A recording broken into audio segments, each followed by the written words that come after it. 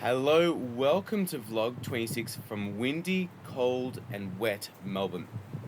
Today I'll be talking about the mental health benefits of gardening. Apologies for the wind in advance, it is just an extremely windy day and I'm trying to hide away from it, but it's just windy wherever I go.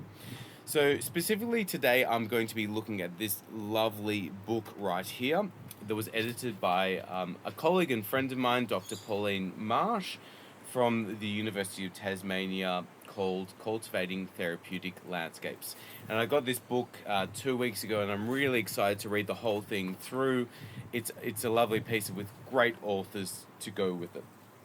But firstly, I'd like to acknowledge that I'm on the lands of the Bunurong people of the Kulin Nation and pay respects to elders past and present.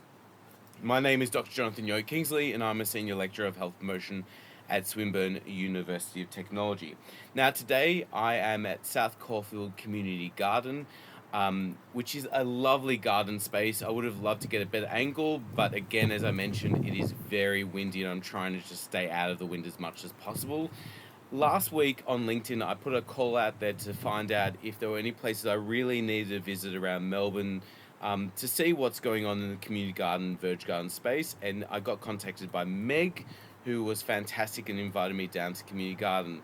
And it's really welcoming here, and Meg's been really lovely, and the people I've met so far are really lovely, and I'm looking forward to being part of the garden space with my kids in the future and joining this movement. So, with the detailed information around this vlog and the article, the chapter, Selma did a fantastic job at talking about this back last year in vlog 19.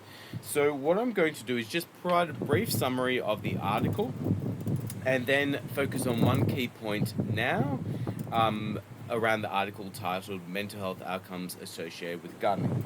So Selma and I worked with a fantastic team. And I'll provide the link in the YouTube box down the bottom, like I always do, if you want to read about it. If you can't access that, like always, please contact me at jkingsley@swin.edu.au, and I will provide you with the article if you want to read some more.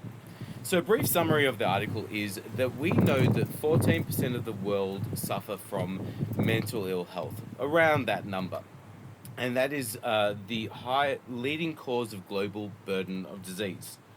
The restorative and rehabilitative effect of gardening has been documented in different groups and across the lifespan. Now, there are several literature reviews exploring structured gardening activities and how they positively impact psychological well-being. However, there aren't many on unstructured gardening and how that affects our well-being. Now, that's really important because most people don't do structured gardening. They do unstructured gardening here in a community setting or in their homes. So what we found was by engaging in unstructured gardening, there were better health outcomes around well-being and life satisfaction and reduced depression and loneliness. However, the main point was we found that when people were involved in community settings doing unstructured gardening, there were more benefits than domestic gardening.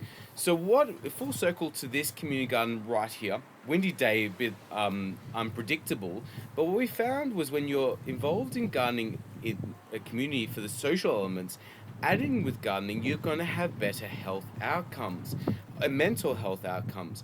So if we're going to recommend doses of gardening for your mental health, we should add an element of social and gardening together. Something to ponder over the next week or so.